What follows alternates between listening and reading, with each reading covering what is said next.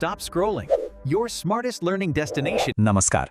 चलिए आज एक मजेदार सफर पर चलते हैं, सीधे हमारे किचन के अंदर। और ये एक ऐसा सफर है जो शायद आपको हैरान कर देगा। क्या कभी सोचा है कि हमारे रोज के खाने में जो चीजें हम इस्तेमाल करते हैं उनमें से कई असल में भारतीय हैं ही नहीं। आइए इसी दिलचस्प कहानी की पढ़ते खोलते हैं। 1 मिनट के लिए सोचकर देखिए, गर्मा गर्म समोसे हैं पर अंदर आलू नहीं है, या फिर आपकी पसंदीदा दाल तड़का है लेकिन उसमें मिर्च का वो तीखापन गायब है। अरे ये तो सोचने में भी कितना अजीब लगता है ना। लेकिन आपको ये जानकर शायद बहुत हैरानी होगी कि एक जमाना था जब प्राचीन भारत में यही सच था, ना आलू, ना मिर्च और ना ही टमाटर। तो फिर सवाल उठता है कि हमारे पूर्वज खाते क्या थे? चलिए इस पाक रहस्य से पर्दा उठाते हैं। जी हाँ, यही आज की हमारी पड़ताल का सबसे बड़ा पॉइंट है। जिन चीजों को हम एकदम पक्का भारतीय मतलब देसी मानते हैं, उनमें से कईयों की जड़ें असल में विदेशी हैं। तो फिर चलिए मिलते हैं उन मेहमानों से जिन्होंने एक बहुत लंबा सफर तय किया और आज हमारी रसोई पर राज कर रहे हैं। सबसे पहले बात करते हैं सब्जियों के राजा आलू की। क्या आप जानते हैं कि इसका असली घर दक्षिण अमेरिका है? पेरू और बोलीविया में तो इसे लगभग 7000 साल पहले से उगाया जा रहा था, और हमारे देश में यह पहुंचा 16वीं सदी में पुर्तगाली व्यापारियों के साथ। और तीखेपन की रानी यानी मिर्च, इसकी कहानी भी बिल्कुल आलू जैसी ही है। इसका जन्म हुआ था मेक्सिको और सेंट्रल अमेरिका में, और इसे भी भारत लाने का क्रेडिट जाता है 16वीं सदी के पुर्तगाली व्यापारियों को।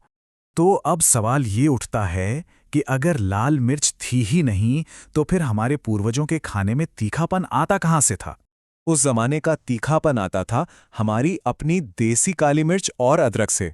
यही वजह है कि रामायण हो, महाभारत हो या फिर आयुर्वेद के पुराने ग्रंथ, उनमें लाल मिर्च का तो कोई जिक्र ही नहीं मिलता, जबकि काली मिर्च का जिक्र बार बार आता है। और हमारी हर सब्जी की ग्रेवी का बेस टमाटर, ये भी जनाब दक्षिण अमेरिका से ही आया, और इसे भी लाने वाले पुर्तगाली ही थे। आज तो इसके बिना किसी सब्जी के बारे में सोचना भी मुश्किल है, राइट? मतलब 16वीं और 17वीं सदी जो थी ना, वो भारतीय खानपान के इतिहास में एक क्रांति की तरह थी। इन 2 सदियों में इन नई चीजों के आने से हमारी थाली का नक्शा ही हमेशा हमेशा के लिए बदल गया। और ये लिस्ट यहीं खत्म नहीं होती। मक्का, मूंगफली, कॉफी, ये सब भी बाहर से ही आए हैं। अच्छा, मूंगफली में मूंग शब्द सुनकर अक्सर लगता है कि ये यहीं की होगी, लेकिन नहीं, इसका असली घर ब्राजील है। तो इतने सारे विदेशी मेहमानों के बाद अब सवाल ये है कि भाई असली देसी फिर है क्या? चलिए अब जरा गर्व से मिलते हैं उन चीजों से जो सच में भारत की मिट्टी की ही देन है। हल्दी, काली मिर्च, अदरक, केला और गन्ना, ये हैं हमारे असली कुलिनरी हीरोज। इनकी जड़ें हजारों सालों से हमारी संस्कृति में हैं। आयुर्वेद से लेकर पूजा पाठ तक इनका जिक्र आपको हर जगह मिलेगा। जरा सोचिए, इन विदेशियों के आने से पहले हजारों साल तक इन्हीं मसालों और पौधों ने भारत के स्वाद को बनाया था। हमारी असली पाक पहचान की नींव यही थे। तो सबसे बड़ा सवाल तो यही है कि आखिर ये विदेशी चीजें हमारी रसोई में इतनी गहराई से रच-बस कैसे गईं कि आज ये हमारी पहचान का हिस्सा है। देखिए, इसके पीछे ना 3 बड़ी वजह हैं। पहली, भारत का मौसम और मिट्टी इनके लिए एकदम परफेक्ट थे, तो खेती आसान हो गई। दूसरी, ये हमारे देसी मसालों के साथ ऐसे घुल मिल गए मानो एक दूसरे के लिए ही बने हों।